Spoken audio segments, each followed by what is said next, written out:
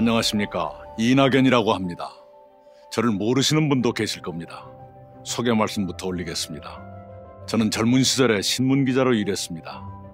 그 다음에는 국회의원, 도지사, 국무총리로 일하고 다시 국회의원으로 돌아왔습니다. 오늘은 대통령 후보로 나서겠다는 말씀을 드리고자 이 자리에 섰습니다. 존경하는 국민 여러분, 코로나는 선전포고 없는 전쟁입니다. 우리는 성실하고 치열하게 싸웠습니다. 그러나 상처가 깊고 넓어졌습니다. 자영업자들은 허리가 더 휘었습니다. 노동자, 농어민 모두 힘겹습니다. 청년의 취업 문턱은 좀처럼 낮아지지 않습니다.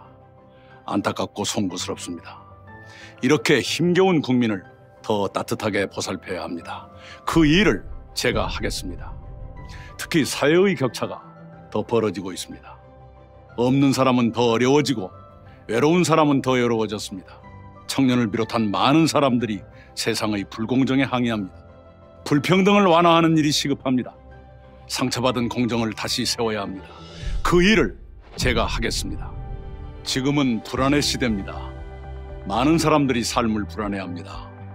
청년도, 중년도, 노년도 불안합니다. 삶을 위협하는 요소가 엄청나게 늘었기 때문입니다. 그런 모든 위협으로부터 국민 한 분 한 분의 삶을 국가가 보호해드려야 합니다. 내 삶을 지켜주는 나라가 되어야 합니다. 그 일을 제가 하겠습니다. 그래도 우리는 코로나 극복을 향해 나아가고 있습니다. 일상의 회복이 멀지 않았다고 느낍니다. 이 사진을 기억하실 겁니다. G7 정상회의의 한 장면입니다. 어느 나라가 코로나에 가장 잘 대처했냐는 물음에 선진국 정사들이 일제히 문재인 대통령을 가리킵니다. 대한민국의 위기 극복 능력을 세계가 평가하는 것입니다. 우리 의료진의 헌신과 국민의 협력에 세계가 박수를 보냈습니다. 대한민국은 이런 국민을 보유하고 있습니다. 국민 여러분께 감사드립니다. 저는 우리 민주당의 세 분 대통령을 모셨습니다. 김대중, 노무현, 문재인 대통령은 저에게 학교였습니다. 저는 그분들로부터 정치를 배우고 정책을 익혔습니다. 그분들의 좋은 철학은 든든하게 계승하고 문제는 확실하게 시정해야 합니다. 그 일을 제가 하겠습니다. 내 삶을 지켜주는 나라, 자랑스러운 대한민국을 만들기 위해 무엇을 할 것인가? 첫째는 신복지입니다. 우리는 김대중 정부 이래 복지를 본격 추진해 왔습니다. 많은 분야에서 발전을 이뤘습니다. 그러나 아직도 인간으로서 최소한의 생활을 하지 못하는 국민이 계십니다. 우선 그런 국민이 계시지 않도록 해야 합니다. 누구나 인간으로서 최저한의 삶을 보장받아야 합니다. 그것이 신복지의 출발입니다. 주거, 노동, 교육, 의료, 돌봄, 문화, 환경에서도 최저한의 생활을 국가가 보장할 책임을 지도록 하겠습니다. 그리고 2030년까지는 모든 국민이 지금의 중산층 수준으로 살 수 있도록 단계적으로 발전시켜 가겠습니다. 특히 아이들이 충실한 돌봄을 받도록 하겠습니다. 그래야 아이도 좋고 부모도 좋고 청년 일자리도 늘어납니다. 둘째는 중산층 경제입니다. 10년 전에는 우리 국민의 65%가 중산층이었습니다. 지금은 57%로 줄었습니다. 그것을 다시 70%로 늘리겠습니다. 중산층이 두터워야 불평등이 완화됩니다. 사회가 위기에 강해집니다. 중산층이 두터워지려면 좋은 일자리가 늘어야 합니다. 그렇게 되도록 IT, 바이오, 미래차, AI 같은 첨단 기술 분야를 강하게 육성하겠습니다. 그리고 지구를 지키는 그린 산업을 활성화시키겠습니다. 지구는 차갑게, 사회는 따뜻하게 만들며 청년들께 보람찬 일을 드리겠습니다. 금수저, 흙수저가 세습되지 않아야 합니다. 계층 이동이 더 활발해져야 합니다.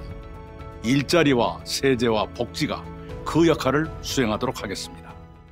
셋째는 국가의 틀을 바꾸는 헌법 개정입니다. 이제 내 삶을 지켜주는 정치로 바뀌어야 합니다. 그러기 위해 사회 경제적 민주주의를 강화하도록 헌법을 개정하겠습니다. 생명권, 안전권, 주거권을 헌법에 신설해야 합니다. 토지 공개념이 명확해져서 불로소득을 부자들이 독점하지 못하게 막아야 합니다. 땅에서 얻은 이익을 좀 더 나누고 사회 불평등을 줄여야 합니다. 헌법에 나오는 행복 추구, 균형 발전, 국민주권, 기회균등, 그리고 평등이 창백한 관념에 머물지 말고 생명력을 발휘해야 합니다. 특히 수도권과 지방의 균형 발전을 힘차게 추진하도록 헌법에 확실한 근거를 두고 싶습니다. 넷째는 연성강국 신외교입니다. 세계는 연성의 시대로 접어들었습니다. 무력과 영토보다 경제와 문화가 더 중요한 시대가 된 것입니다. 대한민국은 연성시대의 강국으로 도약해야 합니다. 우리의 경제와 문화가 뒷받침해 줄 것입니다.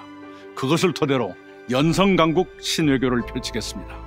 미국의 세계적 투자자는 한반도가 최후 최고의 투자처가 될 것이라고 말했습니다. 그것은 평화와 통일을 전제로 한 것입니다. 한반도의 평화를 제도적으로 정착시켜야 합니다. 그렇게 하도록 한국이 더 주도적인 역할을 해야 합니다. 김대중, 노무현, 문재인 대통령의 평화외교를 이어가며 시대에 맞게 발전시키겠습니다. 미중 양국은 거대한 고래 같은 존재입니다. 그 사이에 놓인 우리의 외교는 돌고래처럼 지혜롭고 민첩하며 세련돼야 합니다. 대한민국은 세계적 위상이 G10 수준으로 높아졌습니다. 1인당 국민소득에서는 G7의 한 나라를 제쳤습니다. 이제 G5를 꿈꾸며 나아갈 만합니다. 그에 걸맞은 역할과 책임을 이행해야 합니다. 저는 국무총리로 일하면서 세계 25개국을 방문해 정상급 지도자들과 회담했습니다. 높아진 국격에 부응하는 외교를 저는 할 수 있습니다. 다섯째는 문화 강국의 꿈입니다. 우리는 BTS 보유국입니다. 게다가 우리는 봉준호 보유국의 윤여정 보유국이기도 합니다. 백범 김구 선생의 꿈이 이루어지고 있는 것입니다. 문화와 예술은 간섭하지 않으면 않을수록 창의적이고 더 아름다워집니다. 문화예술만큼은 철저하게 그분들께 맡겨놓을 겁니다. 정부는 입은 닫고 지갑만 열어야 합니다. 그렇게 하겠습니다.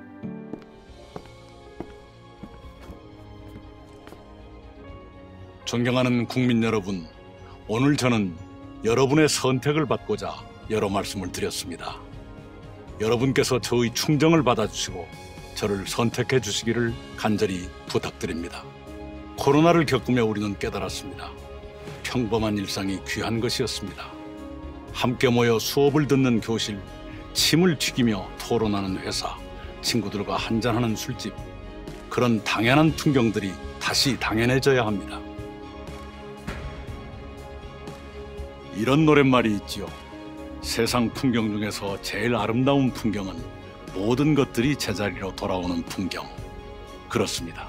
코로나든 정치든 경제든 복지든 외교든 모든 것들이 제자리로 돌아와야 아름다운 세상이 됩니다. 우선 그런 날을 앞당기도록 최선을 다하겠습니다. 부족한 사람의 긴 얘기 들어주셔서 감사합니다.